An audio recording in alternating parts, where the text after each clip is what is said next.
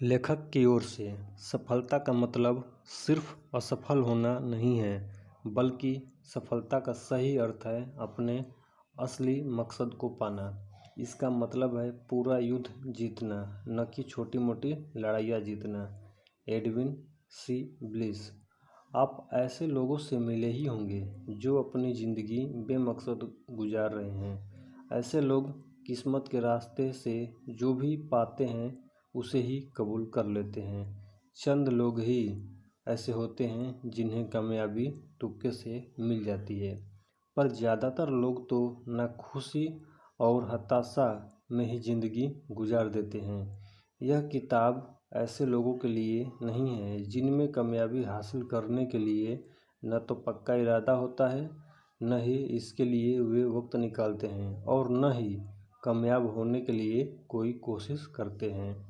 यह किताब आपके लिए है। सीधी सी बात है कि आप इस किताब को पढ़ रहे हैं या सुन रहे हैं, जिससे जाहिर होता है कि आप अपनी ज़िंदगी को और भी बेहतर और खुशहाल बना सकते हैं या बनाना चाहते हैं। आपकी कामयाबी के रास्ते में यह किताब मददगार साबित हो सकती है। यह किताब किस तरह की है या यह किताब किस किस्म की है? एक नज़रिए से देखा जाए तो यह निर्माण पुस्तिका है। यह कामयाबी के लिए ज़रूरी औजारों के बारे में बताती है और एक खुशहाल और भरपूर ज़िंदगी का नक्शा तैयार करती है। दूसरे नज़रिए से देखें तो यह स्वादिष्ट खाना बनाने की रेसिपी बताने वाली किताब है। जिस तरह खाना बनाते समय उसमें इस्तेमाल होने वाली हर सही चीज़ को सही मात्रा में मिलाया जाए तो ही खाना बढ़िया बनता है, उसी तरह इस किताब में उन उसूलों की बात की गई है जिनका सही मात्रा में इस्तेमाल आपको कामयाबी की हर ऊंचाई तक पहुंचा सकता है। लेकिन सबसे बढ़कर यह एक गाइड बुक है। यह हर कदम पर कामयाबी का सपना देखने से लेकर उन सपनों को सच करने तक के रास्ते बताती है। इस किताब को कैसे पढ़ना चाहिए या इस किताब को कैसे सुनना चाहिए? यह किताब आपको नए लक्ष्य बनाने, एक नए उद्देश्य की समझ पैदा करने और आपके खुद के बारे में और आपके भविष्य के बारे में नए विचार पैदा करेगी। जैसा कि किताब के नाम से ही जाहिर है, यह आपको अपनी पूरी ज़िंदगी कामयाब बनाने में मदद करेगी। लेकिन आप इस किताब की खास बातों का फ़ायदा एक सरसरी नज़र में पढ़ने या पूरी किताब को एक ही बार में गटक लेने से नहीं उठा सकते। इसके लिए तो आपको एक बार में सिर्फ एक ही अध्याय बहुत धीरे धीरे और समझते हुए पढ़ना या सुनना होगा। जब तक एक अध्याय की सारी बातें अच्छी तरह से न समझ लें, अगले अध्याय को पढ़ने या सुनने के लिए जल्दीबाजी न करें। आप इसे एक वर्कबुक की तरह इस्तेमाल करें। आपने क्या समझा, क्या सोचा, सब इस वर्कबुक में साइड में लिखते जाएं और किताब के उन वाक्यों, पैराग्राफों या हिस्सों पर निशान लगाते जाएं जो आपके लिए ज़रूरी हो।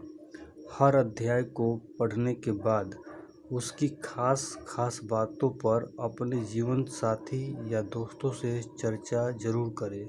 खासकर वैसा कोई दोस्त या रिश्तेदार जो आपकी खूबियों और खामियों को अच्छी तरह से जानता हो। उसकी निष्पक्ष राय आपके लिए मददगार होगी। एक कार्य योजना की शुरुआत कीजिए। इस किताब का एक मकसद यह भी है कि आपको आने वाली ज़िंदगी के लिए एक कार्य योजना एक्शन प्लान तैयार करने में मदद करें। अगर आपने अब तक कोई कार्य योजना नहीं बनाया है तो यह किताब आपको 3 चीज़ें बताएगी। पहला, आप क्या हासिल करना चाहते हैं। दूसरा, किस तरह से उसे हासिल करना चाहते हैं। तीसरा, कब तक हासिल करने की योजना है। इस किताब को पढ़ते या सुनते वक्त एक नोटबुक साथ रखें और उसे 3 हिस्सों में बांट लें। नोटबुक यानी कि लिखने के लिए कापी और एक पेन रखें अपने पास। आपके लक्ष्य, आप अपने लक्ष्य कितने मुकामों से गुजरकर पाना चाहते हैं और इस कामयाबी के लिए आपका टाइम टेबल आप खुद बनाएं। इस किताब को सुनते वक्त जितना नॉलेज है उसको लेकर के जब आप इस किताब को पढ़ कर या सुनकर ख़त्म करेंगे, आपकी नोटबुक एक ऐसी मजबूत नींव तैयार कर चुकी होगी जिस पर आप अपनी नई ज़िंदगी की इमारत खड़ी कर सकते हैं।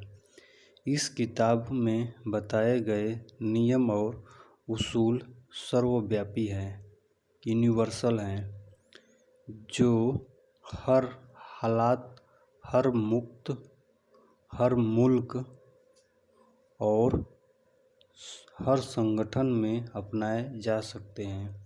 जैसा कि प्लेटो ने कहा है, सच्चाई अमर है। इस पूरी किताब में मैंने सिर्फ लिखने की सुविधा के लिए पुल्लिंग शब्दों का इस्तेमाल किया है, लेकिन इस किताब में बताए गए उसूल या रास्ते पुरुष और महिला दोनों पर एक जैसे ही लागू होते हैं। कहीं कोई फर्क नहीं है।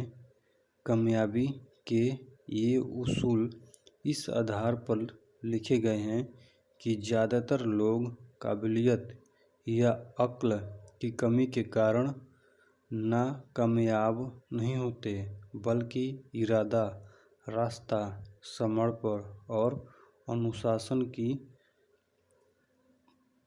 कमी के कारण नाकामयाब होते हैं। तो ओके दोस्तों, लेखक की ओर से ये जो बातें थी ख़त्म हुई और आगे से हम पहला अध्याय शुरू करेंगे जिसका नाम है नज़रिए का महत्व। यदि आप इस किताब को पूरी तरह सुनना चाहते हैं तो इस चैनल को सब्सक्राइब करके रखें और साथ ही बेल आइकन को दबा कर रखें। और ये यदि किताब आपको अच्छी लगे तो अपने दोस्तों और जो भी संपर्क में हैं उनको आप शेयर करें। बाकी आपके मन में जो सुझाव विचार हो इस किताब के बारे में या और भी कोई किताब के बारे में उसको कमेंट में नीचे लिखिए और इस वीडियो को लाइक भी करें। तो मिलते हैं हम अगले अध्याय में, जो कि इस किताब का पहला अध्याय है, नज़रिए का महत्व, सकारात्मक रुख अपनाएं। तब तक के लिए बाय बाय, जय हिंद।